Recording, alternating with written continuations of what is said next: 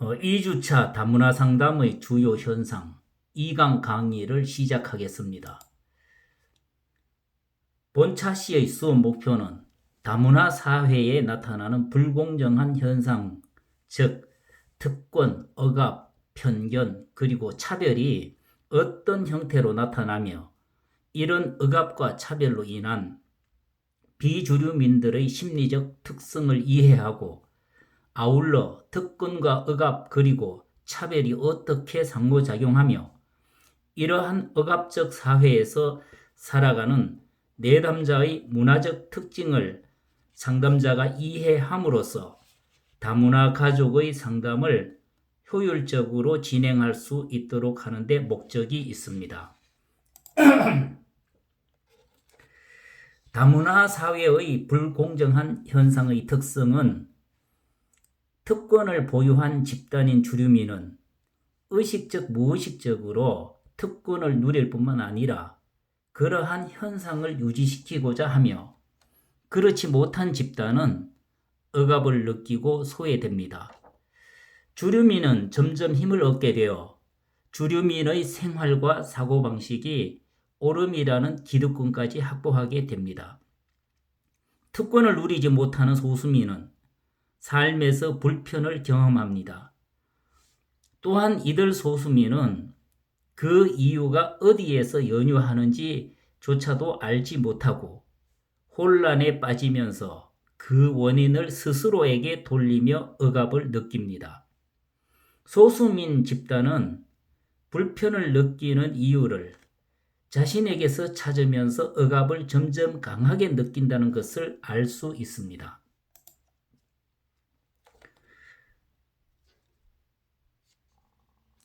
특권은 선택된 집단의 사람들에게 사회에서 부여하는 체계적이고 획득된 혜택이라고 할 수 있겠습니다. 무의도적으로 다양한 특권을 누리는 데 대하여 보이지 않는 배낭이라는 은유적 표현이 사용되고 있습니다. 백인들은 세계 어느 나라에서 가서나 자신들의 언어로 당당하게 소통할 수 있습니다. 현지 언어를 모르는 자신들을 수치스럽게 생각하지도 않습니다. 오히려 영어를 알아듣지 못하는 현지인들이 부끄러움을 느낍니다. 그러면서도 백인들은 자신들이 특권을 누린다고 생각하지 않습니다. 당당하고 자유롭게 자신을 표현하면서 스스로에게 자부심을 느낄 뿐입니다. 특정 국가나 사회에서는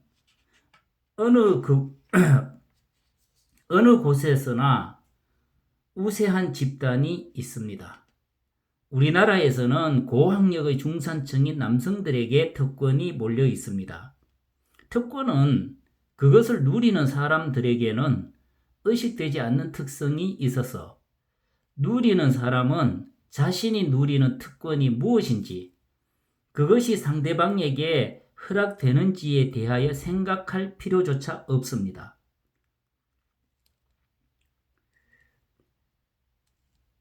즉, 특권을 누리는 사람이 인식하지 못하면서 자연스럽게 누릴 뿐입니다.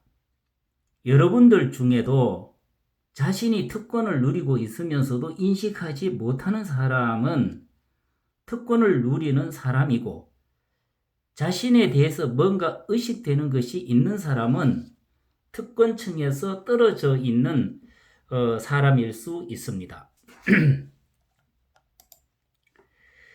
억압은 차별의 차원을 넘어선 개념으로 억압을 형성하는 주된 요소는 편견, 차별, 제도적 권력, 그리고 체제적 불평등입니다.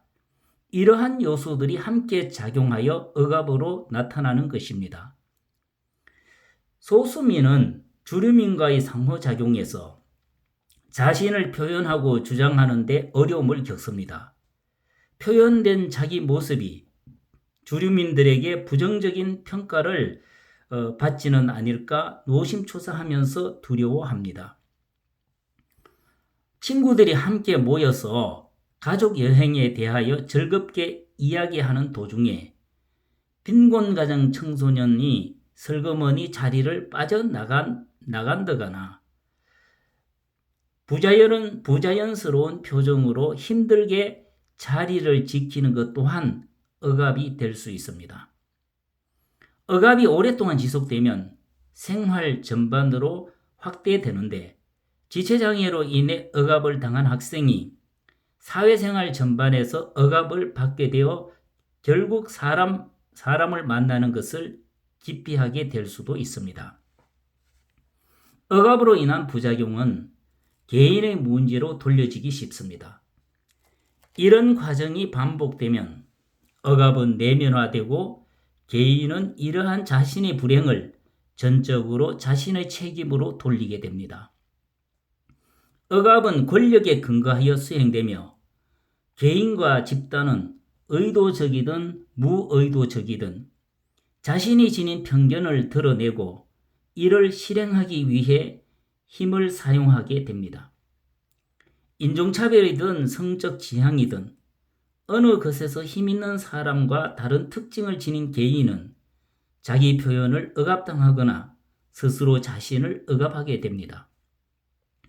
스스로를 억압하는 사람은 타인이 더 이상 자신에게 낙인을 찍거나 억압하지 않을 때도 낙인과 억압을 경험합니다.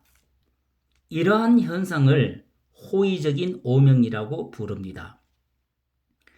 호의적인 오명은 낙인 찍힌 개인이 낮은 자기 존중감을 지니도록 유도하며 거부받는 것을 피하기 위해 사회적 상호작용에서 철수하도록 합니다.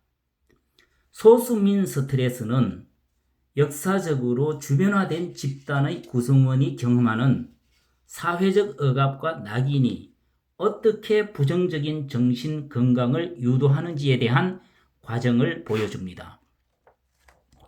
억압은 개인적, 사회 문화적, 그리고 제도적 수준 모두에서 작동합니다.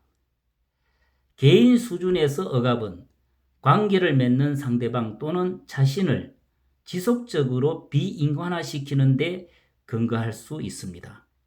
피어스는 이런 경험을 미묘한 차별이라고 불렀습니다. 그것은 주류 문화 밖으로 주변화된 개인에게 일상생활에서 언어적, 비언어적 행동으로 가해져 이들에게 불평등을 유발합니다. 사회 문화적 형태의 억압은 한 사회의 지배 문화적 규준과 관행이 주변화된 개인과 집단을 대상화하고 비인간화하기 위해 사용될 때 발생합니다. 편견은 속단하는 것으로 일종의 태도라고 할 수 있겠습니다. 편견이 계속 커져서 믿음이 되면 고정관념이 되고 이 관념에 따라 범주화하여 정보를 구분함으로써 서로 다른 집단으로 일반화시킵니다. 고정관념은 세상을 단순화하고자 하는 욕구로부터 나옵니다.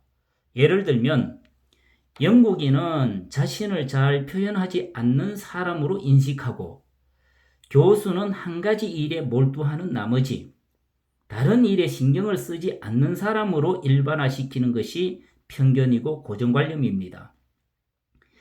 교류 분석에서는 편견을 부모 자아가 어른 자아를 침범할 때 일어난다고 합니다. 즉, 자신의 주관적 가치관을 객관적 사실로 받아들일 때 발생합니다. 예를 들면 흑인은 게으르다는 것은 자신의 주관적 가치관인데 이것이 마치 사실인 양 일반화시킬 때 일어난다는 것입니다. 당신은 어떤 개인적 특성과 범주를 가진 사람을 긍정적으로 속단하는 경우가 있는가? 또는 부정적으로 속단하는 경향이 있는가? 당신이 그것을 알고 있다면 어떤 방식으로 그 사람들에게 영향을 미치고 있는가? 한번 생각해 보시기 바랍니다. 여러분들은 어떤 경향을 갖고 있는지를요. 차별은 편견에 근거하여 개인에게 부정적으로 대하는 의식적, 무의식적 행동입니다. 상점에서 물건을 고르다가 가난해 보이는 유색인 손님들이 들어오는 것을 보고 그냥 나와버린다면 이는 무의식적인 차별이 될 수 있습니다. 차별은 유리한 결정 또는 사실에 근거한 결정보다는 편견에 근거한 결정을 유도하기 때문에 해롭다고 할 수 있습니다. 차별과 편견은 서로 관련이 있지만 그 연결이 항상 인과적인 것은 아닙니다. 억압에 참여하는 주류민과 소수민 사이에서 차별이 발생할 수 있습니다. 인종차별, 성차별 등 차별의 형태는 매우 다양합니다.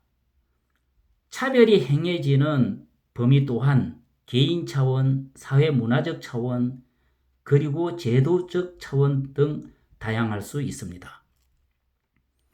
주류민은 소수민의 관습이나 행동을 의도적, 무의도적으로 가치절하하고 소수민은 주류민의 사고방식에 휘말려서 스스로 부정적인 정서를 느끼며 당당하지 못하게 행동합니다. 주류민은 자신의 행위를 인식조차 하지 못하는 경우가 많고 부정적인 정서를 느끼는 소수민에 대하여 2차적 비난을 하는 피해자 비난의 상호작용이 계속될 수 있습니다. 차별은 예상되는 순간에 일어나기도 하지만 예상되지 않은 순간에 지나가 버리는 경우도 많습니다. 따라서 차별을 받는 사람조차 부정적이고 막연한 느낌만 있을 뿐 원인을 명확하게 파악하기가 어렵습니다. 만성적으로 굳어진 편견이나 선입견에 의한 차별은 더욱 그 근원을 알기 어렵습니다. 차별에 저항할 경우 오히려 반항적 성격 탓으로 규인되면서 소수민은 더 곤란한 처지에 놓이는 경우가 많습니다. 주류민의 힘에 도전했다가 차별받는 셈이 되는 것입니다. 소수민은 이렇게 자신이 받는 차별에 둔감해질 것을 요청받는다고 할 수 있겠습니다. 상담자는 소수민 출신의 내담자가 자신의 잘못과 관계없이 차별과 억압을 받는 것에 대하여 민감하게 알아차려야 합니다. 특권, 억압, 차별의 상호작용에 대하여 살펴보겠습니다. 사회적 집단에 대한 편향, 정형화, 편견은 이미 우리가 태어나기도 전에 정해졌다고 볼 수 있습니다. 우리의 선택과 관련 없이 우리는 차별과 억압이 존재하는 세상을 물려받았습니다. 인간이 자기와 타인에 대하여 배운 암묵적 명시적 메시지는 사람들이 그것에 대하여 비판의식을 기르기 이전의 어린 시기부터 전달되기 시작합니다. 가족 밖의 제도 및 체계와 상호작용하기 시작하면서 사회화 과정이 문화적 사회화로 확대됩니다. 사람들은 사회 체계와 상호작용하면서 집단의 규칙을 빠르게 배웁니다.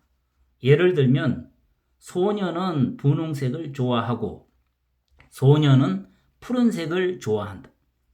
건강한 가족에는 한 명의 엄마와 한 명의 아버지가 있다. 가난한 사람은 게으르다. 성공은 열심히 일한 보상이다 등의 현실적 증거에 기반하지 않거나 현실적 근거를 과장하여 만들어진 규칙들을 믿고 옮깁니다. 사회적 질서는 강제적으로 유지됩니다. 사람들은 지배계층의 힘을 유지시켜주면 보상을 받고 의문을 제기하면 처벌을 받습니다. 그 결과 사회화의 영향은 지배계층과 소수민 계층에게 다른 경험을 가져올 수 있습니다. 소수민 계층의 구성원들은 분노, 좌절, 스트레스, 절망 등의 부정적 정서를 경험합니다. 이러한 느낌은 내면화된 억압으로 이어지고 낮은 자존감, 범죄, 파괴적 행동을 일으키게 할 수 있습니다.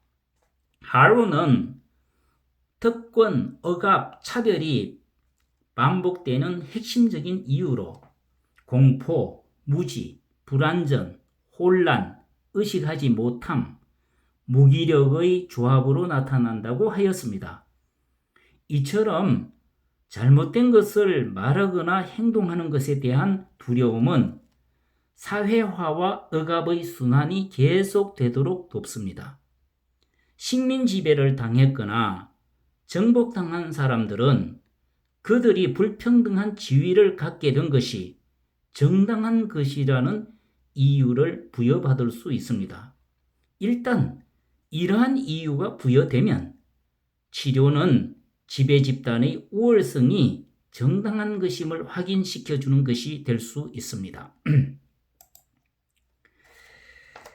억압적 사회에서 내담자의 문화적 특징을 이해하는 목적은 두 가지입니다. 첫째는 상담실 밖 생활 속에서 소수민 내담자가 겪는 억압과 차별을 충분히 이해하기 위한 것이며, 둘째는 상담실 내에서 상담자 자신이 소수민 내담자를 억압하거나 차별하지 않기 위한 것입니다. 상담자가 내담자의 문화적 특징에 대하여 인식하지 못하면 무의식적으로 상담자 자신의 문화와 가치에 의해 내담자의 행동을 판단하고 해석하게 됩니다. 차별주의의 전개 과정을 살펴보겠습니다. 전통적 형태, 즉 전형적인 백인 우월주의와 겉으로 드러나는 노골적이고 과도한 차별적 형태는 외관상으로는 사라지는 추세에 있습니다. 하지만 인종차별주의의 특성과 표현 형태는 보다 미묘하고 모호한 형태로 발전하고 있는데, 어떤 점에서 인종차별주의는 감추어지고 변장되며 보다 은밀해지고 있는 것이라고 할 수 있겠습니다. 마찬가지로 성차별주의도 이러한 과정에 있습니다.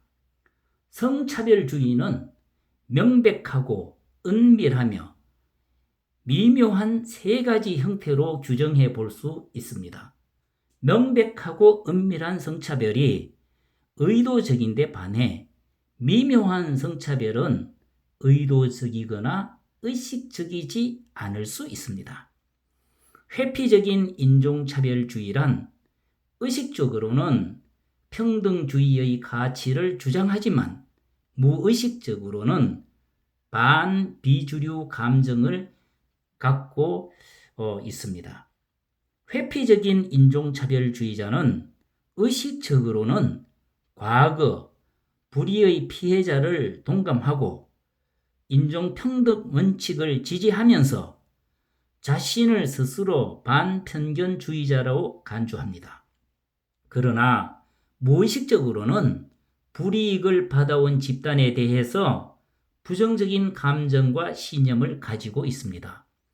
이상으로 2주차 2강 강의를 모두 마쳤습니다.